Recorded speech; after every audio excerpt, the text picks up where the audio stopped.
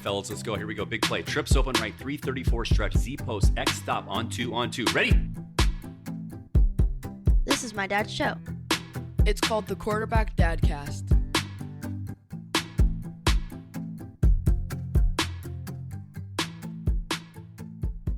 Hey everybody, it's Casey Jaycox with the Quarterback Dadcast. I want to say thanks to all of our listeners, thanks to all of our sponsors for all your support. We are continuing to enjoy this journey together, inspiring dads, but I want to take a minute now to talk about Acme Homes. You've heard me talk about them before, but I'm going to talk about them again. Bob Cumming, former college teammate, amazing leader, amazing home builder. They continue to take so much pride in the work they do, the craftsmanship, the attention to detail. Whether you're looking for a home up in Monroe, up in Sultan, up in Wenatchee, this is where they're doing their amazing things. So many people during the pandemic, as we have the ability to work from home, have decided to move out of the city to try to find homes where there's more acreage. Well, that's exactly what Bob and team at Acme Homes give you. So check out Valley Vista up in Monroe. Check out Daisy Meadows out in Sultan. And if you want to even go to Eastern Washington, check out Sienna Heights in Wenatchee. They're, again, amazing craftsmanship, amazing floor plans. You can visit them at acmehomeswa.com. And if you're interested in learning specifically about listings or mortgage opportunities, contact Jen at 425-308-8082 or Denise at 425-309-2318. So now, why are we doing a new ad? Because we want to talk about a partnership they have with Portage Bank. Kevin Jensen is one of the great lenders over there. He's the senior vice president. He's going to take care of you. And right now, if you obtain a mortgage through Portage Bank, Bob and team at Acme Homes are going to pay your $500 appraisal fee. I said that right. They're going to pay your $500 appraisal fee by buying a home through them, getting your mortgage through the folks at Portage Bank. So don't wait. Now's the time to contact Jen, contact Denise. Again, Jen's number is 425-308-8082. And again, Denise is at 425-309-2318. Visit acmehomeswa.com right now. Don't wait. Thank you again for listening to the Quarterback Dadcast. So with that, let's get right to today's episode. Well, hey everybody, it's Casey Jaycox with the Quarterback Dadcast, and today we are going to talk to a fellow colleague of a previous guest, Mr. Galen Rielos, and we are now talking to the one and only Joe Zeman, another entrepreneur, another founder of Valor Marketing. He also is the co-host of the Valor Mindset podcast, which I was a guest on, had an awesome journey with them. He's been with Valor for 10 years. He's also the pride of Silverdale, Washington. He also is the owner of a Shih Tzu, which I just found out that I think if this interview goes well, he's gonna take mine as a parting gift. We'll be sending my Shih Tzu to him. But with all that said, we're not here to talk about as much as that great stuff. We're actually here to talk about Joe, the father, and we're gonna learn how Joe is working hard to become that ultimate quarterback or leader of his home. So without further ado, Mr. Zeman, welcome to the Quarterback Dadcast. Awesome, Casey. Thanks for having me on. You bet. Well, in true Quarterback Dadcast fashion, we always start out with, what are you most grateful for as a father today? Most grateful that our son is chosen his path and he's joined the U.S. Army to become, his goal is become an airborne ranger. So ironic. I just interviewed somebody who was a leader in the Ranger School. Oh, nice. I'm more than happy to try to connect you. His name's David Fivecoat. His episode will have already been out. It actually just came out if you want to find it and listen to it. Okay, absolutely. He was a former guest, and he lives in somewhere in Columbus, Georgia. That makes sense because Fort Benning, Georgia. I am grateful for how do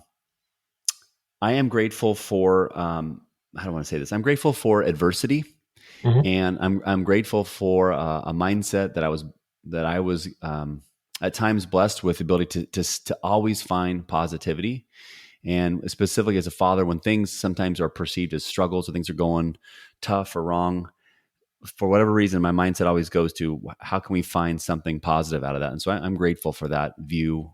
It's not always easy. And sometimes I have to snap myself out of it and going down, victim mindset, or this sucks, or why is this? But if I can just take a deep breath, stay neutral, and think about that, I'm really grateful for that, because it just brings you back to center and helps me just notice the difference of what's important to me in life. I feel like that's a rare breed in people just in general. Most people are not always looking for the positive, the things that are positive in a situation. It's usually woe on me, or this person messed up, or versus taking that inner, how could I have done, what could I have done differently, and think of the positives. So you're a rare breed. Well, rare. I got a screw loose. If that's what you meant, that definitely. I mean, people people definitely say I'm rarely normal, and more normally weird. Okay, well, so I want to hear. Let's talk about life in the Zeman home right now. What does that look like? Who are the players in the team? So currently, it's just me and my wife and our dog right now. Like I said, I mentioned our son's down in Fort Benning, Georgia for basic training, his AIT right now. So it's just myself, my wife, and our little dog. Perfect. And you got another Shih Tzu on the way. So congratulations. I'm excited to have you have Hopefully, it new, has return postage. No, it says return not to sender. You'll see that clear in the shipping.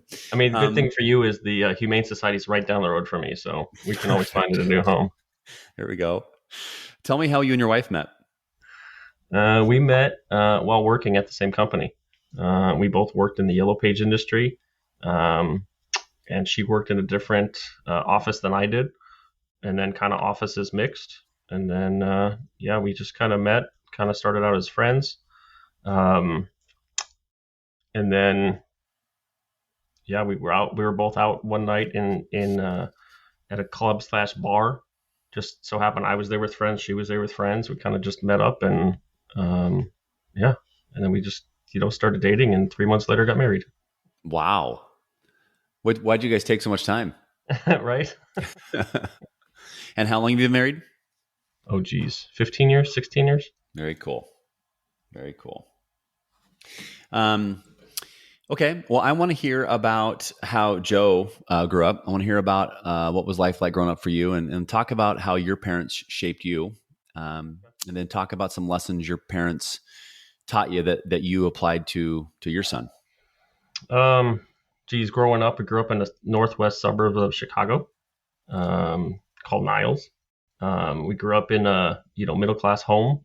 My dad was a firefighter, and as well as had his own business, siding company, siding gutters. My mom worked as well. I have a younger sister that's 3 years younger, and I have a brother who's about a year and a half older than I am. So I'm the middle child. So the middle child is the one that gets left behind, and the middle child is always the peacemaker in the family. So that has carried out throughout my entire life. I always feel like, put everyone's needs above my own. And just how can I, if comes a situation or there is drama, how can I try to fix it? So maybe that's not the right mentality, but it's the mentality that I have. How can I fix things? As far as, we're middle class. So, we went on vacations throughout the, in the summertime, and, road trips to places, and, just watching my parents grow up. They were just hardworking people. And so I think that's one thing that they've kind of given to me, and show me this is what hard work looks like. Mm-hmm. So if you work hard, you have goals, and you can then you can achieve those goals. So that's probably the biggest thing. I never realize it now by looking back, but my dad was a business owner as well. So maybe I got some of that vision from him. So when did you start to realize, wow, my dad's, they got a lot going on? I didn't realize that till, like most kids don't realize that when they're growing up. I didn't realize that till after I was in the Army. I did one of those letters home to where it was like, all right, now I understand why you raised me the way you did. Now I understand, why you disciplined me the way you disciplined me. Now I understand those things. So It was, it was even after boot camp. It was after I got to my first duty station, and then just sent them that letter home of, just thanking them for raising me the way they did, because I saw how other people were raised, and, being in the military, you see that diversity of people. Mm-hmm. So I was just blessed to have been raised the way I have. It's just that hardworking family. Well, to quote you said earlier, you said rare. I think what you did right there, that's rare. Most kids, 18, 19-year-old in the Army, or however old you were when you wrote that, maybe describe what triggered in you that wanted to send some gratitude to your parents. Just realizing that, probably life isn't handed to me. When you start to get out in the real world and you realize that you have to work hard for what you have, that's I think what triggered it, because that's what triggered in my son. We get letters from him, and we got the letter already of, hey, thank you for raising me the way you did. Thank you for teaching me respect and honesty and all these different things. I mean, my son's a pretty smart kid, young man, and he caught on to it way earlier than I did. But me, it just took me a little bit longer, maybe because I'm just a little bit more stubborn and I didn't want to admit that my parents taught me something. Mm-hmm. Do you, does he know that you sent that same letter to your parents? Yeah, I think I told him that story. Yeah. Yeah, just watching him, progress and through letters, just how things are going, and then getting that, I think not all kids, some of the people that are in boot camp get those letters. I have another friend where his son is in the Marine Corps, in boot camp right now and just started. And after his first week, he sent the letter home to his parents of, I'm sorry I was such a shit growing up as a kid. I'm sorry that I didn't maybe treat you the way I should have treated you as parents. I think the Marine Corps is a little bit different than other branches of the service. Mm-hmm. But yeah, it's just people realizing that, hey, maybe the life that I have was a good life, and I kind of had things easy. And now I'm going out into the real world, and I'm trying to figure those things out and realizing that life was easy the way I had it, and maybe I should be grateful for those things. Yeah. How much? Now, did you have military in your family before that made you want to join? I believe both my grandparents were. My memory is terrible, but I believe, I think one was in the Navy. I think my dad's dad was in the Navy. But I mean, for me, it was just, I had to make that decision. Do I want to go to college, like a university? I didn't necessarily have the grades for it. I was a C student, CB student. Do I want to go to a community college? My parents pretty much said, you either go to college or you stay home and work and pay rent. And I was like, well, I don't like either of those options, right? Who wants to live at home and pay rent? So then I was like, then I looked into the service. I looked into the Navy first. I scored pretty high on my tests. I was looking at doing nuclear power stuff. But then they told me, your first year and a half is schooling. And I'm like, I'm getting out of high school because I don't want to go to school. I don't want to go to college. So that doesn't work for me. So I literally walked out of that door, walked into the next door was the Army. And they're like, what do you want to do? And I'm like, you tell me what I want to do.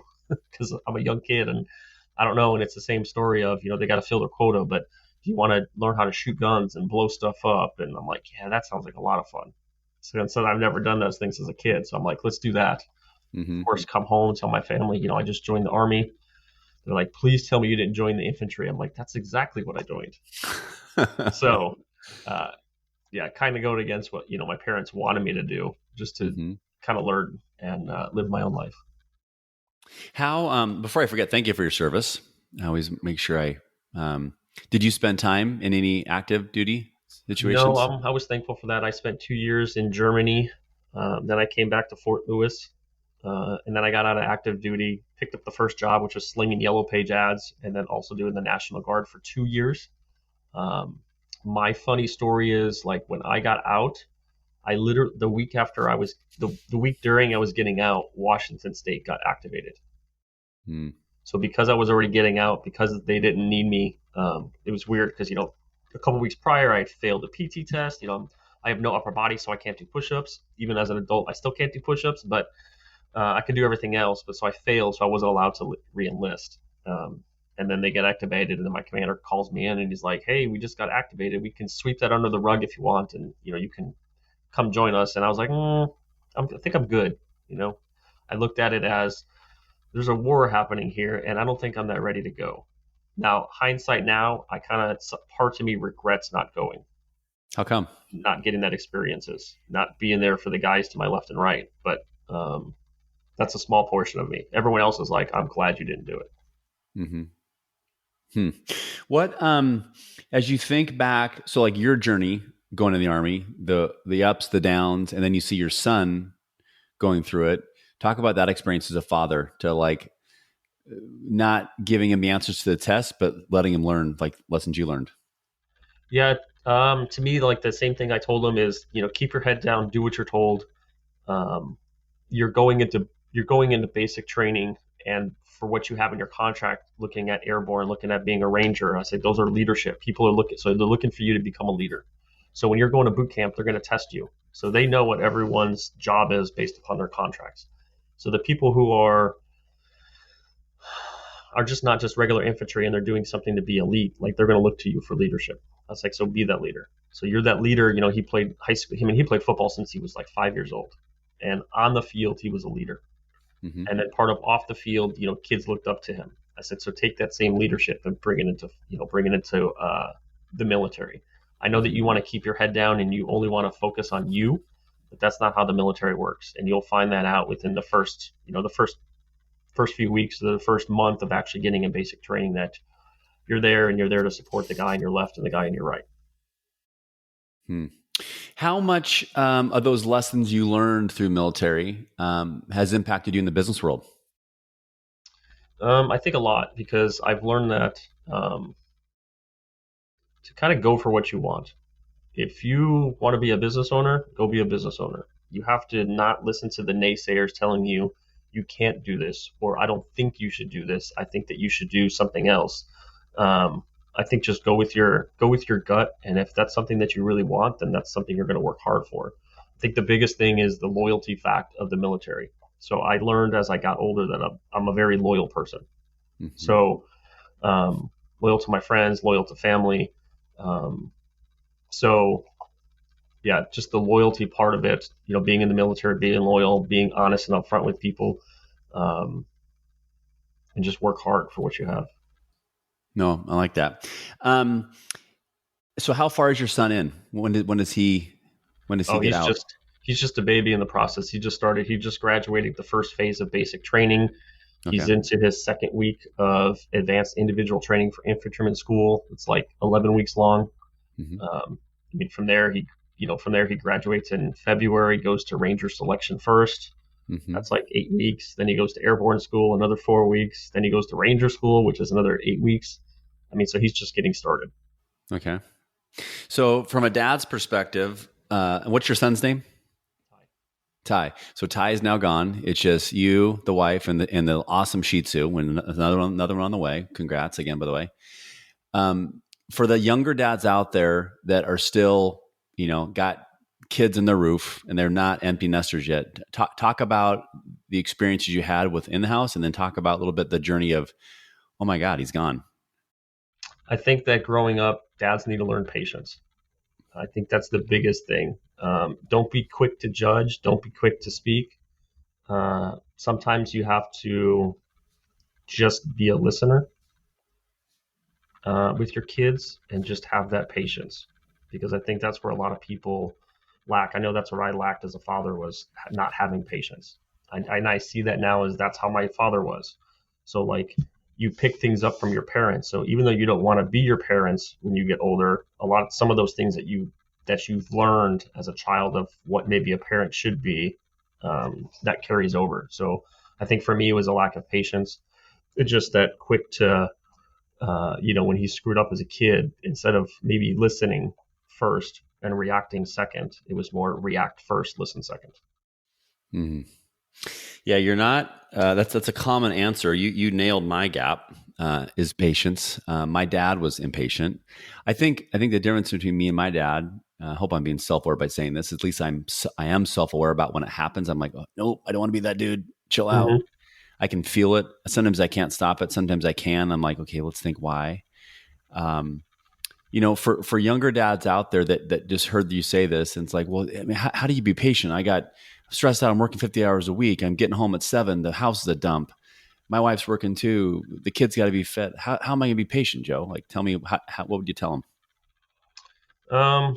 This is something I learned from someone else, is leave all the BS at the door, right? Mm-hmm. So when you come home, whatever happened at work, whatever happened during that day, leave that at the door, and then come into the house being ready to be a father. I think if I would have heard that years ago, that would have helped me tenfold. So when you say leave the BS at the door, let's think about some actionable steps dads can take. What if someone is like, what does that mean? Describe. I would say, before you walk in the house, if you're angry for whatever reason, don't go home. Don't walk in that door. Don't open that door until the anger's gone. So whatever you need to do to release that anger, maybe you need to go to the gym before you go home. Maybe you need to, walk up and down your street a few times before you go inside. But just leave it at the door. No, it's smart. I have similar advice from someone when I was working in corporate. It's not our kids' fault, and I even think about time my one of my friends who played in the NFL for a long time, guy named John Kitna. He used to talk about when even like he would play, maybe have a day where it wasn't his best as Seahawk or Detroit Lion or Bengals, wherever he played for. His kids didn't know it. They didn't. Oh, cool! My dad played quarterback, but hey, can we go to the park? They didn't care he threw 2 picks or 3 picks, and kids, our job is just to be create those safe spaces, listen. I love using my curiosity with my kids just to get them talking. I think if there's dads listening, as Joe, you're making me think about these things too. It's so easy for us to have the answers because we do have the answers because we got more wisdom and life experience. But I think I shared this with you when I was on your show, this TED-based framework I got taught: tell me, explain, describe. I love using those types of questions with my kids to help get them to talk, because when we're, to your point, when we don't allow patience to set in the conversation and we give them the answers, we don't help their critical thinking skills. So as we're talking through this, is there a time that you look back and like, man, I wish I would have handled that differently? Oh God, there were a lot of times, especially Yep. when I think more so when as kids get older into the teenage years. Mm-hmm. The teenage years is I know more than you do. Even though you're my parent and even though you've already lived it, I know more than you do.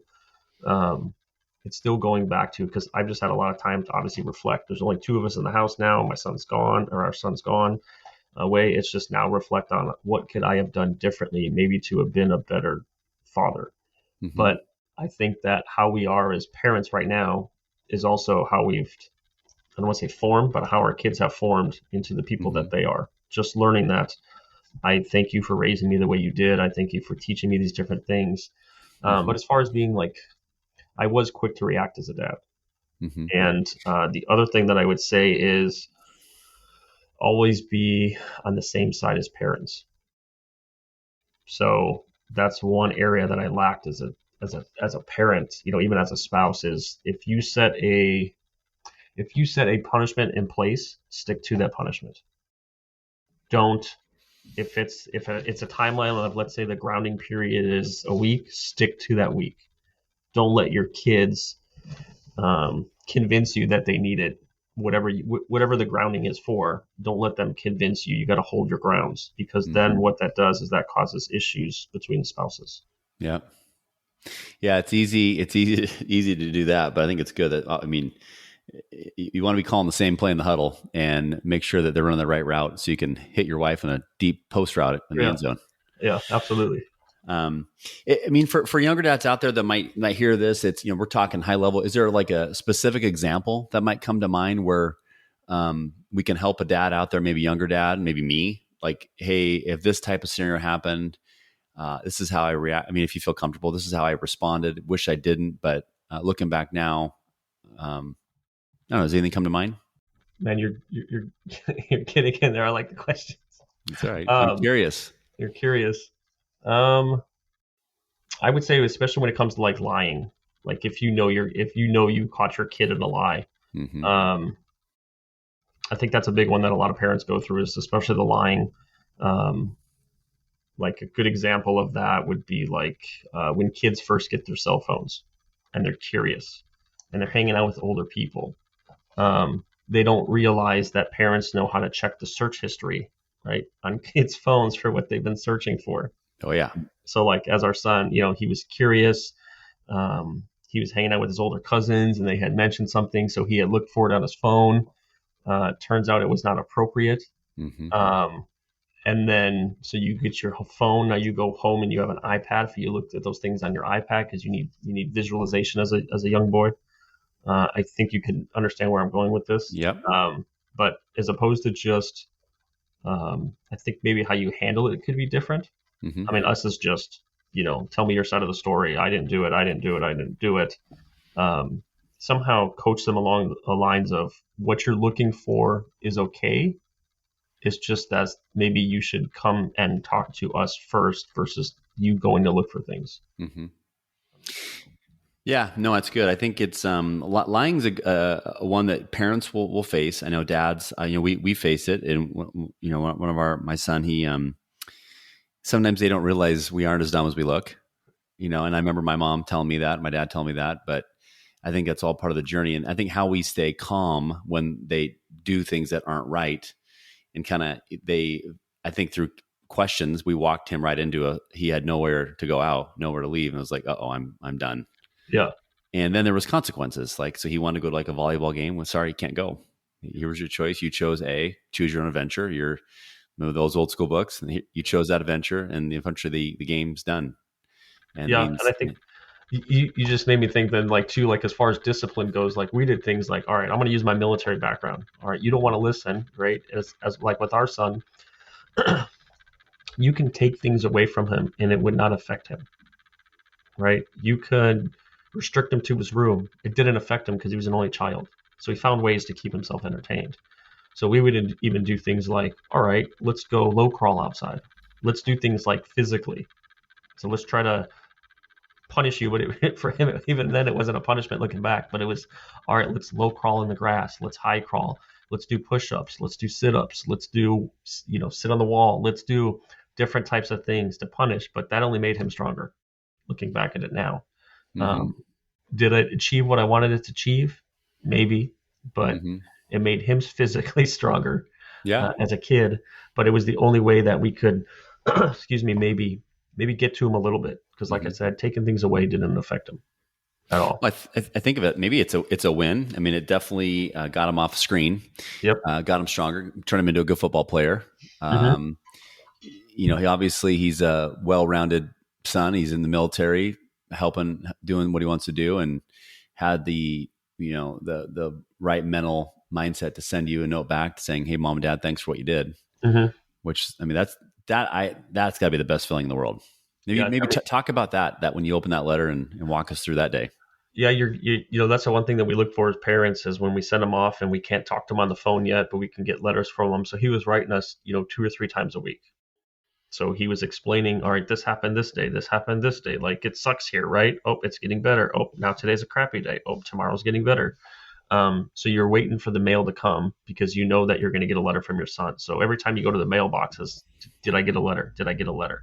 So I can see how his life is progressing in basic training. And then you get that letter that says thank you. So like that right there is just a huge proud moment of, as parents, all right, how we raised our kid may not be how other people think we should raise our kid or how they raised their kids, but how we raised our son was the right way, because now he has his aha moment, and that was just that's just a proud moment as parents. You always hope you're doing the right thing the way you raised them, but you won't find that out until maybe a little bit later in life. Mm-hmm. Yeah, no, that's well said. So I want to talk a little bit about valor. And I know that you and Galen, who was a previous guest, you left the Yellow Page industry. You got into this world. It was like the Matrix. I think the example, red pill, blue pill, and you guys chose the pill, and you've been doing this now for 10 years as a founder. Mm-hmm. So congratulations. And thank you. For people, like, what does it mean to be the director of awesomeness? I mean, that's just the title because I'm an awesome guy. Really. Plus, I didn't want something, I don't want to say stupid, but I didn't want something on my business card that said like CEO or founder. Because the main reason why is I didn't want people talking to me differently. So I realized when I wanted to be treated just like they would treat anyone else. So like, I still believe in cold calling. I still swing doors. I hand out my business card. I introduce myself to people. And walking through this one door, this lady handed me a business card that says, "You are awesome." So I'm like, well, that's pretty cool. Here I handed her my card that says I'm the director of awesomeness. And then it just said, "Here, you are awesome. Please share this with someone else that you think is awesome." So I just like the title because I wanted something funny. I wanted an icebreaker. I had someone call me last week out of the blue that I handed a business card to and said, "I'm looking for the director of awesomeness." And like, that doesn't happen, right? But I get a kick out of it. It's just an icebreaker. And then as people get to know me and you build that rapport with people and they find out that I'm truly out there to help them and their business, then they say, all right, now I understand why you put director of awesomeness, because you're looking out for our best interests versus other companies are just looking for their own. Yeah. No, that's great. I mean, I think I think that's why I kind of really enjoyed my time with yourself and Galen, because I think you guys are customer centric first. You don't just say it. You walk the walk. You want to do the right thing. Um, you talked about it earlier about you being a middle child, and that you want to create peaceful environments. Do you think that experience growing up in your family helped create this more service based mindset as an entrepreneur? Yes, because it taught me that like you are a people pleaser. You want to make people happy. You need to be that fun loving guy that everyone likes. And maybe that bites you in the ass in Mm-hmm. some situations. But for the most part, knowing that I'm going to do what's right um, for a business, whether I earn their business or I refer them to someone else, at least I know I did the right thing. So yeah, I think that growing up as a middle child, trying to do the right thing, um, has obviously carried over into the rest of my life. Yeah. Talk about the challenges. I mean, for the dads out there who maybe who are entrepreneurs, Mhm. um, talk about how you stayed present as a dad, yet still focus on growing a business. I think the best part of being a business owner is you make your own schedule. So a lot of business owners, a lot of dads out there that make their own schedule that work 60, 70 hours a week, always take the time to spend time with your kids. So I made it a point to where I was at every single football practice. I was at every single sports game. I think I missed maybe I can probably count on one hand how many games I missed as a parent.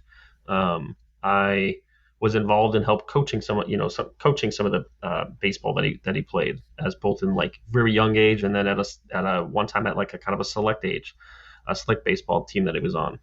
So it's make time for your kids. Mm-hmm. I mean, I can't stress that enough because you need to be able to build those relationships with your kids. So just make sure that I mean the best thing about being a business owner is you make your own schedule, and Mm-hmm. so you can put in if you follow a schedule, whether it's on your phone, whether it's a paper one, just put in that time. Hey, at this date at this time, my kid has practice. So make that's an important meeting that you need to Mm-hmm. get to. Talk about some examples that dads can be thinking about, because I think sometimes we think about being present or spend time with your kid. I think sometimes I've heard from dads it's like, well, I don't have time to spend 2 hours to go to this or that. Maybe describe maybe some simple ways that you found time to spend time with your son Ty. Hey everybody, it's Casey Jaycox. I want to take a quick break to talk about my friends up at Catch Sitka Seafoods, who continue to be just an amazing loyal sponsor. And for those of you who've tried it, thank you. For those of you who haven't, you're missing out. And now's the time to make sure that you visit catchsitkaseafoods.com and get some of those amazing smoked salmon. Get some of that amazing rockfish, blackfish, black cod, salmon, whatever it might be, whatever you like. But what's great about opportunities they have, now's the time to subscribe to a box so that you're going to get that reliable cadence of the best fish directly from the dock to the doorstep. And what's great about Catch Sitka Seafoods, they make it so easy. So those that maybe aren't the best chefs at home, who doesn't matter. They're going to give you this beautiful, nice laminated recipe card that tells you exactly how long to cook it, whether you're going to barbecue, you're going to bake, you're going to fry, whatever the way you want to do it, they're going to make it easy. So please visit them today, catchsitkaseafoods.com. Sign up for a subscription so that you're going to get the best fish delivered directly to your door. You won't regret it. And just like my daughter Riley says, Dad, I don't even like fish. And she does now because of my friends up at Catch Sitka Seafood. So with that, let's get right back to today's episode. I mean, the biggest thing is connecting with. He's big into sports, even if it's going outside to play catch, right? You can take, as a parent, you could take 10 minutes out of your busy day in the evening, right when you get home from work, to pull your kid outside to play catch with the football or toss the baseball around, or even on a weekend, or even when you get home from when you get home from work. If your son let's say your son plays baseball and he's having issues, maybe batting, take the hour and just go to the nearest ballpark, buy some balls, and go do some hitting practice. I mean, I think that's what helped with our relationship, is doing some of those things. It's great.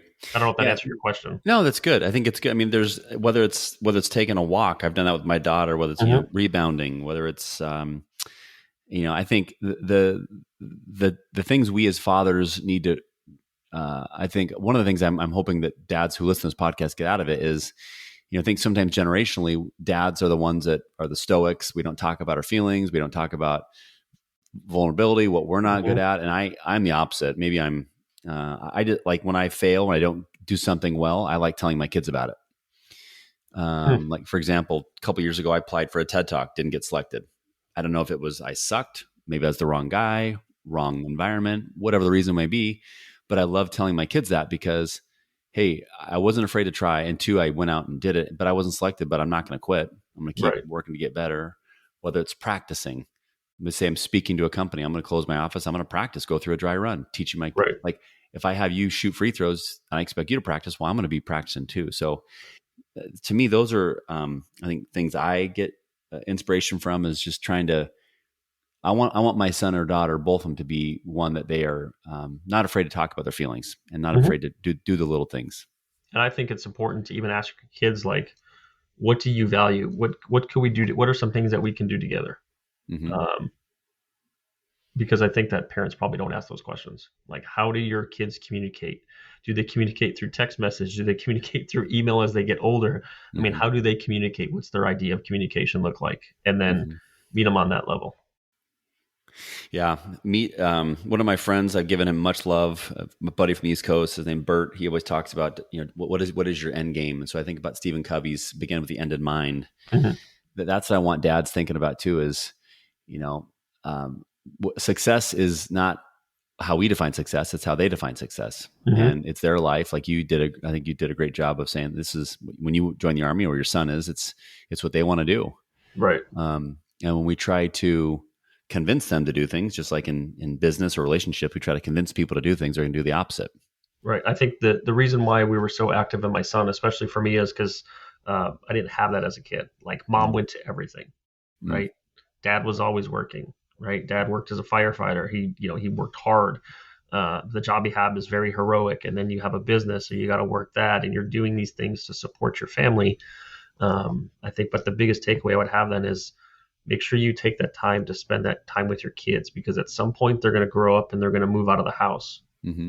and then you cannot look back and say, I should have done this. I should have, spent more time doing this. Um, Do you think, Joe, you just said something made me think, obviously your dad, loving, hardworking, gave you a great middle class upbringing, but the fact that he didn't go to everything, do you think that shaped you, who you are as a father, to be the opposite for your son Ty? yes, because I saw the things like, you're looking for those proud moments that kids can have with I mean, they have them with their parent, their moms a lot of times. Sometimes they don't have it with the dads who just work a lot. So I think that by having him not be at all of our games shaped me to be like, all right, the best I can be is I'm going to support my kid, no matter Mm-hmm. what his decisions are as he got older. But especially that young age of, I think it's important for dads to stay active in their kids' lives.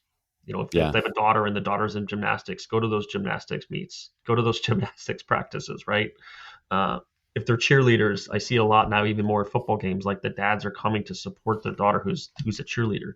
The dads I've seen it, some know the routines, so that means they've spent time with their daughters learning the routines. I That's think when you awesome. connect on that level, the kids appreciate those things.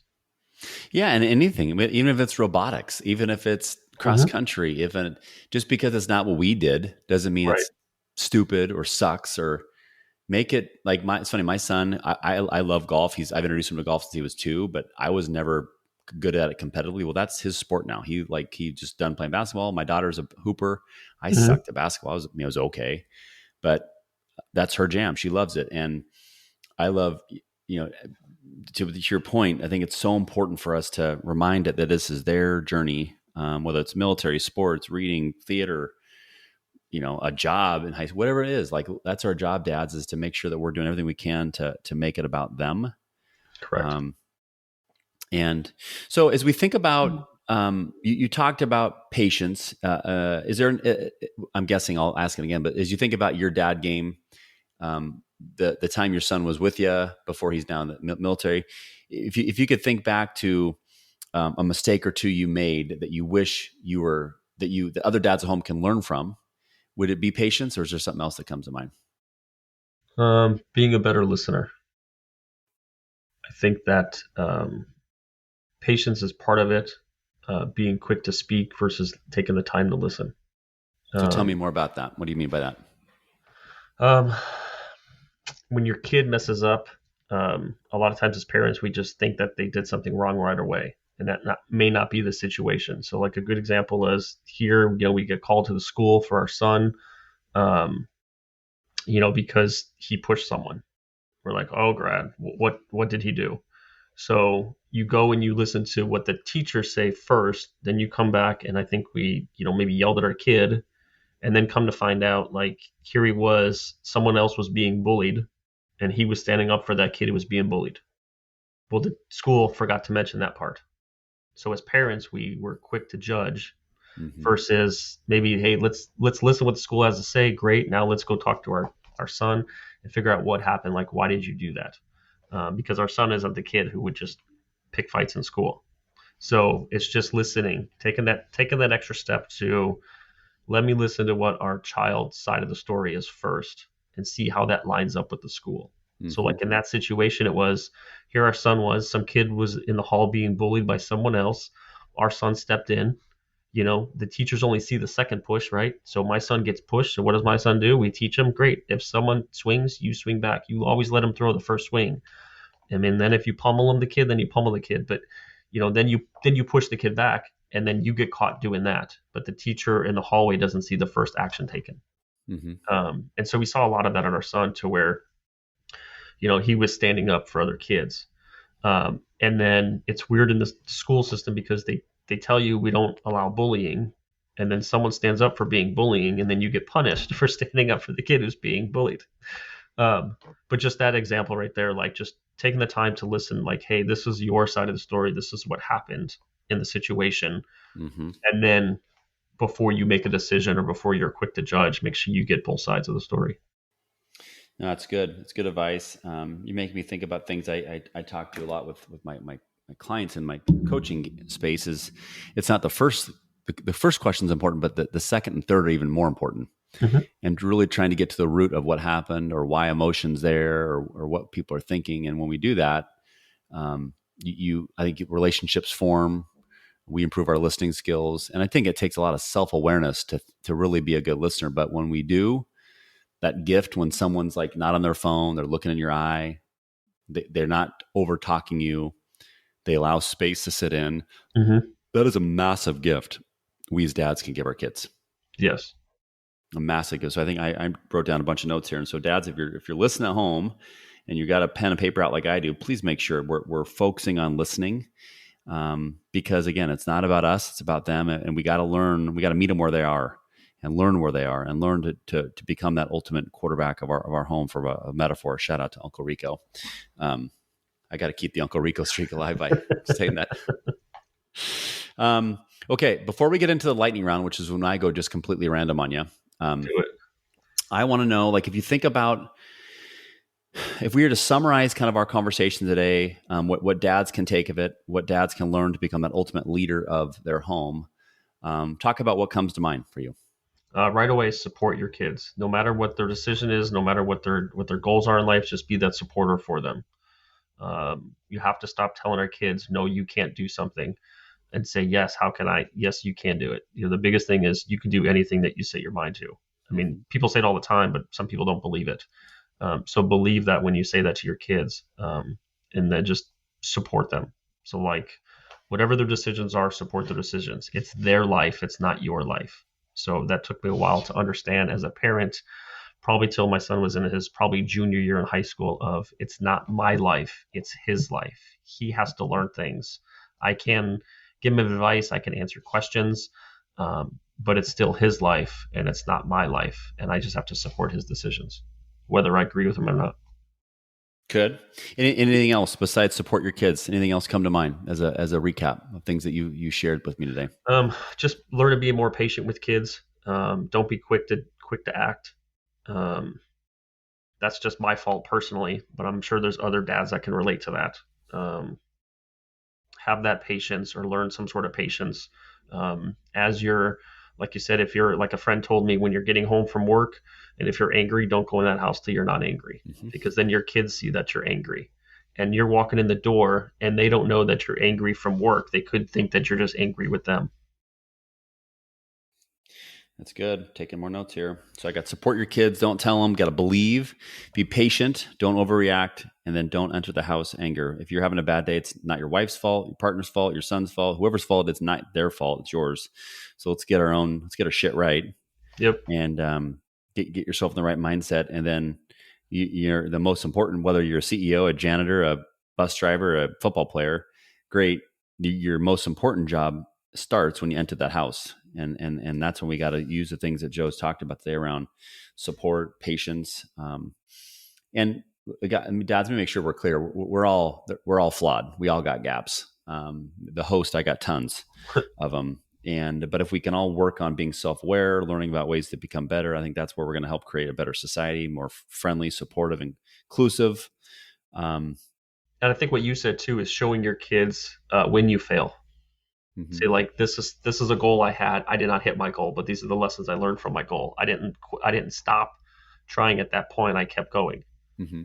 So it's just, I think parents, they probably don't involve their kids a lot in their personal or work life, but I think that sometimes they should.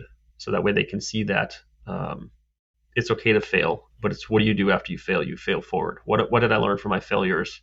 I'm just a believer in failing forward. So what did I learn from that failure? What can I do differently? Maybe I can achieve the goal the next time if I did this instead. Love it. Love it. Well said. Okay, before we go to lightning round, I want to find out, how can people learn more about you? How can they learn more about Valor Marketing? If there's a small to medium-sized business out there that says, what the heck's Valor? And what's this podcast about? How can they learn more about you? We have two websites. ValorMarketingLLC.com is our website for our marketing company. Our podcast is AskValorMasterminds.com. For our podcast, you can go to different podcast players, iTunes, Google Play, iHeartRadio. We're on Amazon now as well. And just look for Ask Valor Masterminds under podcasts and we'll come up. Okay. And if someone's at home thinking, why would I want to listen to that podcast? Tell me the value they're going to get out of these shows. The purpose of the podcast is to bring on different guest speakers to talk about topics as it relates to business.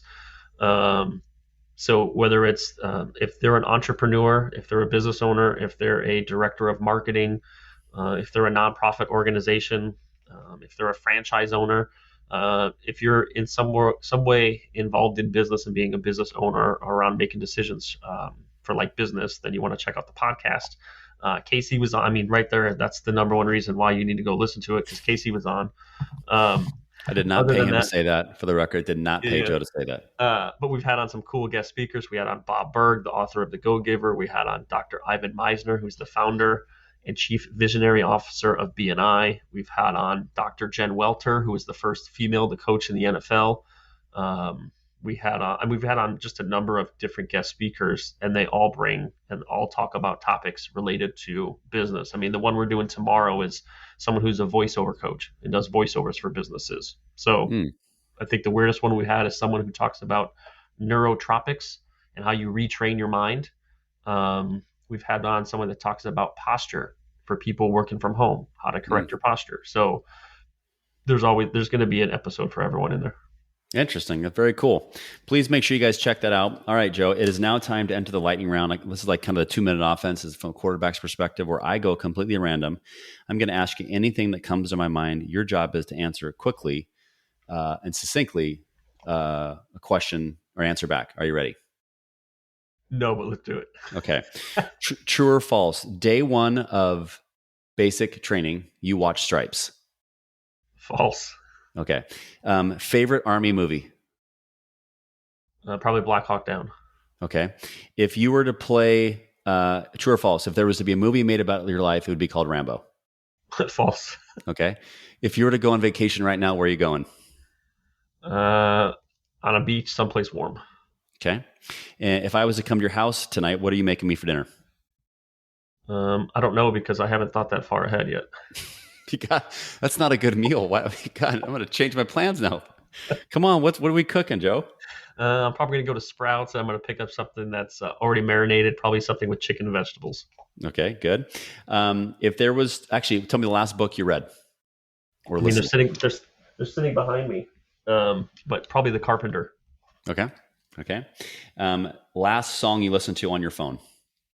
Oh man, I listened to him this morning. I don't even know the name. It was just probably listening to. Uh, I listened to Christian music to get myself focused and stay calm. Wasn't going to be Like a Virgin, Madonna? No, definitely not. Part of my job, my lightning round, is to try to create giggles. So we're accomplishing that goal too. Okay. Lastly, if there was to be a movie written about your life, tell me the title and who would star you. Say that one more time. You broke up. I said, if there was to be a movie written about your life, tell me the title and who would play you. Oh, geez, I'm terrible with actors' names. I'm not good at these. We could say Will Ferrell. Definitely, probably not. Probably some boring actor with just The Ordinary Life of Joe would be the name of would be the title. But who would play me? I'm not good. I would say that people. You can't see this, but people say I look like Beaker. So maybe Beaker from the Muppets will play me. That is solid. Oh, that's funny. Okay, Joe, you made it through the lightning round. Congratulations. You're unscathed. I want to thank you for your time. I want to thank you for all the wisdom you've shared. I want to wish you and your son and your family the best of luck, prospering, health, happiness. I'm going to connect you to David Fivecoat, former guest, he's been through Ranger School. He was actually I want to say he was like a instructor at Ranger School. Okay. Really great guy. I want to thank Catch Seca Seafoods. You've heard me talk about them before. If you're looking for the most fresh fish, I'm a customer. Even though they sponsor us, they do not send me free fish. I won't let them. We ordered fish. We love their whitefish. My daughter's, who used to be a quote unquote a pizzatarian, which I didn't know existed. She loves their salmon, their smoked salmon. So please visit them today, catchsicaseafoods.com. We're coming around the holiday time. What a better gift than to send us to a family if you got a client you're looking to support. And lastly, I want to thank Acme Homes Washington, my former college teammate, Bobby Cumming. He's done amazing things at Acme Homes. They have a special going on right now with their bank partner to help with refinancing and also just getting a special deal on financing. So please make sure you check them out again, acmehomeswa.com. But without them, we'd not be here. So I want to say major love to the sponsors, but I also want to say, Joe, thank you again for coming on today. Really enjoyed learning more about you, and I wish you the best of luck. Thank you. Thanks for having me on.